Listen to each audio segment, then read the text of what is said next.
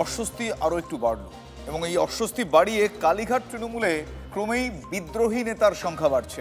এবার সোশ্যাল মিডিয়ার অ্যাকাউন্টের ডিপি থেকে মমতা অভিষেকের ছবি সরিয়ে তীব্র আক্রমণ রাজীব বন্দ্যোপাধ্যায়ের। বিধানসভা ভোটে তৃণমূলের ভরাডুবির জন্য অভিষেককেই দায়ী করেছেন রাজ্যের প্রাক্তন মন্ত্রী। অভিষেককে নেতা করার জন্য তৃণমূল থেকে কার্যত তাড়িয়ে দেওয়া হয় শুভেন্দু অধিকারীকে। বিস্ফোরক মন্তব্য রাজীব বন্দ্যোপাধ্যায়। এক সময় আমার মনে আছে মমতা বন্দ্যোপাধ্যায় আমাকে ফোন করেছিলেন যে তোকে ত্রিপুরায় রেখে কী হবে, তোর মতো একটা অ্যাক্টিভ ছেলেকে যদি আমি বাংলায় কাজে লাগাই তাহলে আমার বাংলায় দলটা সমৃদ্ধ হবে। সেই জায়গা থেকে দাঁড়িয়ে আমি অভিষেককে বলেছিলাম যে দিদি আমায় চাইছে বাংলায় ফিরিয়ে দিতে। সে শুনলো না, সে বললো না তোমাকে এখন ত্রিপুরাতেই থাকতে হবে।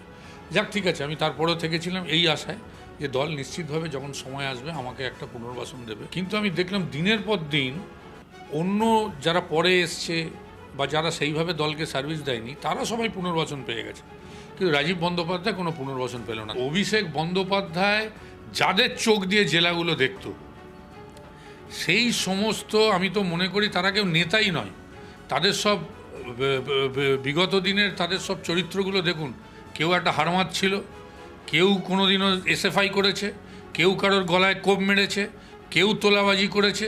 সেই সব ছিল অভিষেক বন্দ্যোপাধ্যায়ের সম্পদ, যারা জেলায় জেলায় অভিষেক বন্দ্যোপাধ্যায়ের হয়ে তারা দলটা সামলাতো আর অভিষেক বন্দ্যোপাধ্যায় ওদের চোখ দিয়ে দেখতো। এতগুলো জায়গায় প্রার্থী চেঞ্জ, অনেক জায়গায় কিভাবে প্রার্থী করেছে, বিলি করেনি, বিক্রি করেছে, আমি দায়িত্ব নিয়ে বলতে পারি। ফ্রেশাররা টিকিট পায়, আজকে আমাকে ছেড়ে দেয় দেবরাতে। আর দেখুন যেখানে যেখানে 80টা 100টা সিটে এই অভিষেক বন্দ্যোপাধ্যায়ের নেতৃত্বে যতগুলো সিট ওই বিলি বলুন বিক্রি বলুন এইসব হয়েছে, সেইগুলো সব ধরাশায়ী হয়েছে। আজকে দল এই জায়গায় যেত না।